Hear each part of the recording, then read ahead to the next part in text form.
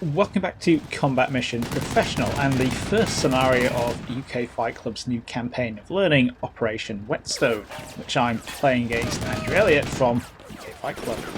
In this campaign, our force is part of a battle group preparing to deploy to Estonia due to rising tensions with neighbouring Donovia, and we are conducting pre-deployment training on Salisbury Plain. More specifically, we're going to be screening against the British Army's OP4 unit, Task Force Hannibal, at the village of Copehill Down. Enemy forces are approaching from the north, with a reconnaissance screen followed by a battalion tactical group. What we need to do here is degrade enemy capabilities and command and control by hitting what reconnaissance assets, main battle tanks, air defense vehicles and command vehicles we can before pulling out. Sounds pretty straightforward, but there are two things that make this tough: the friendly force and the terrain. We only have a light force at our disposal here, a recce platoon with 12 jackals, 9 of which are armed with 50 caliber machine guns, a javelin section with 4 launchers in Land Rover Wimics, a sniper platoon with 3 teams, plus mortar controller and forward observer teams with 81mm mortars and 155mm howitzers on call. The two key weapon systems are the heavy machine guns on the jackals and the 4 javelins. The 50s are capable of dealing with Donovian BTRs and lighter vehicles. They might be able to punch through the side armour of BMPs too at close range, but that's not something I think I can really count on. There's a lot of Donovian equipment out there that the jackals can't handle. Javelin, meanwhile, is excellent, but its relatively long lock-on time means that fleeting targets are going to be difficult to engage. That could well be a problem because of the terrain. This is not a particularly small map, but Copehill Down itself sits on a roughly L-shaped plateau in the centre. The slopes are gentle, but they are there, and they're going to have a major impact on my positioning. I want to be able to control any engagements. That is, I want to be able to accept or decline them and disengage on my own terms. So basically, I want to be fighting from positions on the near side of the plateaus where I can pop up to fight and pop down to get out of trouble. This is sensible, but it tethers me to the close edge of the plateau and significantly limits my engagement ranges. I'm not going to be firing javelins off at their 2,500 meter maximum range here, it's going to be half that if I'm lucky. I can get forces further forward and able to see into the dead ground on the other side of the plateau by exploiting the village and the woods on either side, but something like a Donovian Battalion Tactical Group brings a lot of artillery to the party, and I'm not keen on sitting in the most obvious defensive positions I can think of, standing by to be obliterated by massed 152s. In other words, I really don't feel like I have a lot of workable depth here. That makes my plan pretty simple. I'm prepared to hang on and try to shoot up anything I can with the jackals, but as soon as anything they can't handle turns up, it's time to get a volley of javelins off and then get to the exit objective on the near map edge as fast as possible. So I'm pairing the 50 cal jackals off and spreading them out along the near side crest to try and dominate the plateau and engage any enemy light forces that appear. They're all very mobile, so I should be able to shuffle them about as necessary. I'm setting one javelin team up on either flank to get a bit of a crossfire going, and keeping the other 2 in their Wimic as a reserve to shift to whichever flank they're needed on. The only elements I have in Copehill Down itself are 2 of the sniper teams to act as observers, and the mortar controller, plus a Land Rover for them to bug out in. The rest of my force is safely out of harm's way behind the village, with the leftover jackals tucked into the right side woods as a makeshift reserve. Starting the game, the jackals rush off to their assigned positions as a Donovian drone appears over Copehill Down, a Zala 421-08 operating at low altitude. This really seems to justify my decision to avoid the village. Although that drone is likely to be part of the enemy recon company, it's still part of a kill chain that leads to heavy artillery. The snipers in the front of the village start making spots too. There are Donovian Tiger recce vehicles crossing from left to right in front of the village. This is good news. The Jackal's 50 caliber machine guns will tear holes through the lightly armoured Tigers with no problem whatsoever, and proceed to do so when the first customers arrive on the right. Jackal 6, waiting at the edge of the woods for targets to transit the plateau ahead, spots the first Tiger coming straight for them and gives them a burst. This is a little high, but the first few rounds punch through the roof and take out 3 of the passengers in the back. A good start, but it's not an ideal engagement. Although the Tigers are overmatched, the crews in the Jackals have no armour protection at all, so I really want to keep those pintle-mounted PKMs at range. But Andrew has rushed 2 of his recon platoons forward on this flank, and they're in a lot closer than I would like by the time the Jackals on my right get into position. Jackal 8, on the inside right, is actually behind the slight crest in the middle of the plateau and didn't see the incoming Tigers heading for the wood until they were well past, but manages to slew on target and engage the other 2 Tigers in the lead platoon while Jackal 6 finishes off the lead vehicle. The Tigers fire back with their PPMs, but 8 is getting the upper hand until the commander opens up with his GPMG to a target to their front. Jackal 7, off to the right, has a whole platoon bearing down on it, and to cap it all, the gunners all seem to be aiming for each other, rather than, say, the centre of mass of the opposing vehicles. 7 loses the trick shot contest and has its 50 gunners sniped out of the weapon mount by PKM fire. The commander contorts himself back to take over the weapon, proceeding to one-up the Donovians by neutralising 2 PK gunners in quick succession, before being taken out himself by another replacement. This is what has left Jackal 8 exposed, and its gunner is similarly taken out. Both my right side pair of Jackals decide it's time to bug out, and with them reversing out of the fire arcs of the Donovian recce troops in the woods, things actually become a lot simpler. My immediate reserve is on hand to react. Another 3 Jackals come online and engage the Donovians on the right across the plateau. The Tigers out in the open try to disengage, but one is immobilised and another knocked out. The soldiers inside bail and go to ground in the grass. That's stabilised the situation at least, and I'm sure I've come off best. 3 casualties and no vehicles out of action isn't a bad trade for mauling 2 enemy recon platoons.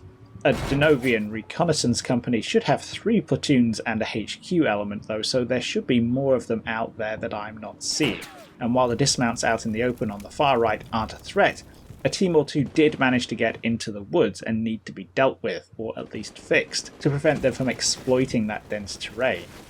This is a job for Jackals 2 and 3 from my reserve, who have 2nd GPMGs on their pintle mounts instead of the heavy machine guns. I peel them forward and then off towards the right, shooting up the woods to try and pin the Donovians there in place, while I organise a beyond line of sight fire mission from the 81mm mortars to finish them off. The enemy managed to shoot out Jackal 2's gunner just before the mortars come in, so I pull them back. They've done their job. Hopefully the mortars have done theirs, because there's some contact on the left and I'm starting to pivot my attention towards that flank. The contact turns out to be another Tiger. It's already in the woods on the left and gives my outside Jackal, Jackal 12, a bit of PK drizzle as I edge it forwards to get a better view. The driver and gunner are both lightly wounded, prompting the vehicle to pop smoke and reverse away. The incoming fire is much less concerning than the fact that there are some Donovians in the wood that I didn't know about. I thought I had a good view on the approaches, so either my troops can't see as well as I thought they could, or Andrew got there before I was in position. This poses a bit of a dilemma. I did have my eyes out for the 3rd enemy recon platoon. Does spotting 1 Tiger mean that I found the whole platoon? Are there enemy recon teams sneaking through the woods right now? And do I need to worry about covering the flank of my forces already in there, Jackal 10 and one of the Javelin teams? It's too late to do anything about it. All of a sudden, Jackal 10 loses its gunner to a burst of 545 before being hit and knocked out by an RPG-26. This is bad enough, but my left flank Javelin team's vehicle is right next to the wreck of the Jackal, and obviously covered by whenever Donovian recon troops are lurking in the woods. Getting that Javelin team out in one piece is now looking pretty sketchy. I have taken steps to get back on top over here, shooting at the woods with the Jackals and calling in a fire mission from the 155s, but on the same turn Jackal 10 is hit, the first wave of the Battalion Tactical Group enters the map. This is the pivot point in the game that I've been expecting. My 2 sniper teams in Copehill Down report new spots almost immediately, but as it's the start of a new turn, there's a whole minute before I can issue some orders and actually react. I had the Javelin teams on target arcs to stop them wasting limited missiles on any Tigers they spotted, and it's an agonising wait to give them the order to open fire and deploy the reserve anti-tank section over to the left. They get stuck in as soon as they're able, but it might already be too late. On the left, the now isolated Javelin team fires a missile across the map and wipes out a BMP. But when the team in Copehill Down engages a T-72 transiting on the left, their missile catches on a tree branch. The reserve section piles out of their Wimic and up to the edge of the plateau to engage a pair of BMPs heading for the woods. The first team takes out the lead vehicle, but the second team was evidently drawing a bead on that one too and isn't able to switch to the next before it disappears. Disappointing as it is, that's all I have time for. The Donovians are rushing forward and there's no way I'm going to be able to get another volley of javelins off before I'm overrun. I've already started drawing the jackals on the right off the plateau towards the exit objective, but even this might be too late. Jackal 6 on the corner of the wood pops smoke and reverses off as the BMPs and T-72 surge forward, but is caught by 30mm cannon fire on the way down the hill. Nearby, the Foxhound carrying the forward observer team bogs for a few critical seconds and is peppered with more 30mm cannon shells before a T-72 comes through the smoke and blows it away. The last vehicles out on the right, the 2IC Jackal and the Wimic carrying the snipers and mortar controller from Copehill Down, have to pass across the Donovians on that flank, and in my haste to get them out, I take the shortest route to the exit zone instead of thinking to keep them behind some of the blooming Jackal smoke. The results are not pretty. On the far left, the Jackals are able to pull out easily, thanks mostly to disappearing into thin air when they reach the exit zone. The AT section has its escape crimped by having to remount their Wimic and then wait for the turn to end with BMPs bearing down on them before I can give them the orders to go. They make it, but only just. The final vehicle left is Jackal 7. I had recrewed this one with a spare Land Rover driver to get the 50 back up and running and was using it to suppress the left woods, but now it's stuck out in the open with nowhere to go. A 125mm shell goes through the driver and all the way through the vehicle without hitting anything else. The gunner takes over, but his TACAA disregards its orders to run and backs off before being hosed down with 30mm cannon fire. That leaves the Javelin team in the left wood as the only British troops on the map. They've managed to get back to their Land Rover under cover of my parting gift, a mortar barrage on the Donovian recon troops across the road. This is effective, but there's no way that Land Rover is getting out of there alive. So I dismount the team and leg them into the wood. If they're lucky, they might be able to go to ground, escape capture and exfiltrate back through the lines. For now though, the Donovians are sitting on top of Copehill Down. It's not been great for the UK forces here. I've lost 15 men dead, 9 wounded and 6 vehicles, to which we can add Lance Corporal Vickers and his buddy lying low in the woods as missing.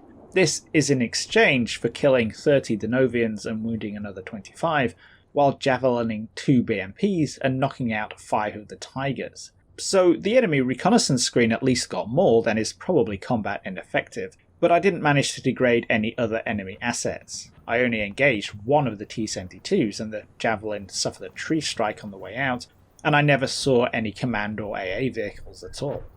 Overall, I think I called the situation pretty well, but dropped the ball a bit on the execution.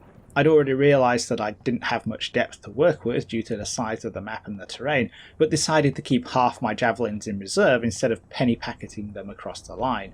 With the speed of Andrew's attack compounding the issue, it might have been better to have all 4 ATGM teams in position, accepting the more diluted AT capability, in order to gain the time to use it. In a similar vein, the time issue was exacerbated by some of Combat Mission's mechanics. I lost a whole minute at the critical point in the battle because I ordered the javelins to hold fire and avoid wasting their missiles on low priority targets. In reality, ordering AT teams to ignore light vehicles and focus on IFVs and tanks is probably a lot easier. Something else I think I would have wanted to exploit in the real world would have been the ability to fire javelins from vehicles like the Wimics and the Jackals. Being able to fight mounted and more effectively play shoot and scoot would have made the withdrawal considerably smoother. Regardless, the critical element of the game was the do I stay or do I go decision. I knew it was coming, but on the one hand I probably miscalled it and hung in for a turn more than I should have done, trying to get some javelins off, and Andrew really went for it and put the pressure on, which massively exacerbated things for me and really paid off for him. One final interesting element of this scenario is the light that it shines on some of the weapons and vehicles. Javelin, for example, is an amazing piece of kit, but if it can only engage fleeting targets at relatively close ranges, its effectiveness is severely limited. And there is not necessarily a lot that troops on the ground can do about that if the terrain is unfavourable. Jackal is a little different because there are a lot of elements to a good recce vehicle and combat mission only simulates the pointy end, but being lightly armed, they were instantly overmatched when IFVs and tanks arrived and they had to get out. It's obviously more complicated than that. There are some fancier, more effective 50 caliber ammunition types out there that could have been more effective against BMPs, and a Jackal crewman standing up firing an N-law from the vehicle is a threat to pretty much anything within 500 meters. Fundamentally though, a light recce vehicle that requires some careful handling and appropriate tasking to minimize risks is not necessarily going to get either, especially when the enemy gets a say in things. That is the first mission of Operation Whetstone done though. I'm looking forward to playing through the second one where the Brits get to be a bit more aggressive. Hope you all enjoyed this and found it interesting. I'll catch you in the next video.